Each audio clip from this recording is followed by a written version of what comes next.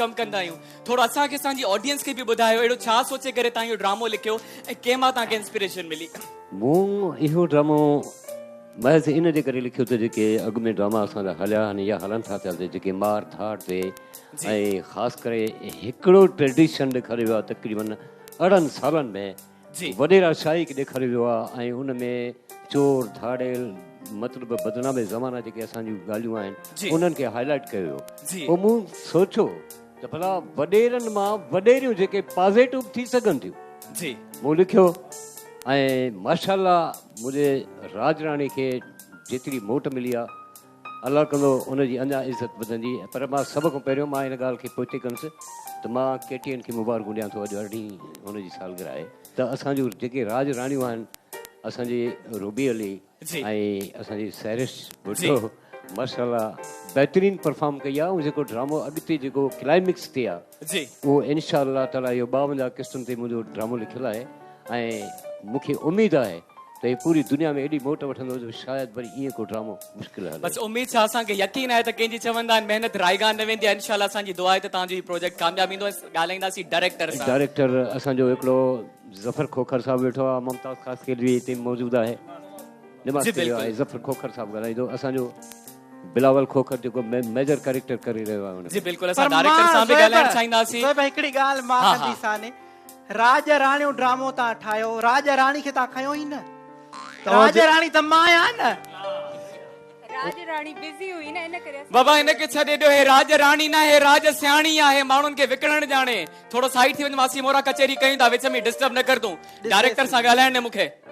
जी त तव्हां डायरेक्ट कयो आहे हिन ड्रामे खे ऐं ड्रामे में घणियूं सारी शयूं थींदियूं। मां हिकिड़ो क्वेश्चन तव्हां खां पुछंदुमि त अहिड़ो कहिड़ो किरदारु आहे जंहिं तव्हांखे घणो खां घणो तंग कयो? सब खां पहिरियां त बिस्मिल्लाह रहमान रहीम ऐं वो समझी वई जेको तंग करण वारो ऑटोमेटिक पाणी समझी वेंदो आहे। तंग जी जेतिरे ते ज़ोएब ॻाल्हि आहे त हक़ीक़त मां तव्हांखे ॾसां त आम आर्टिस्ट सां कमु करणु त सवलो आहे। असुल में तंग उहो कंदो आहे जेको दिलि जे वेझो हूंदो आहे, जेको तव्हांखे तमामु घणो प्यारो हूंदो आहे। सैरिश तमामु घणी प्यारी आहे असांखे ऐं असां महसूसु कंदा आहियूं त असांजी टीम जी लाडली आहे, सो तंग बि कंदी, ज़बरदस्त सैरिश जे लाइ ताड़ियूं थी वञनि, एंजॉय बि कंदा हुआसीं। जैसा बिलाल खोखर साहब भी ॻाल्हाइण चाहींदासीं, माइक पास कजो। अस्सलाम वालेकुम। वालेकुम सलाम। जी तव्हांजो ओवरऑल एक्सपीरियंस कीअं रहियो?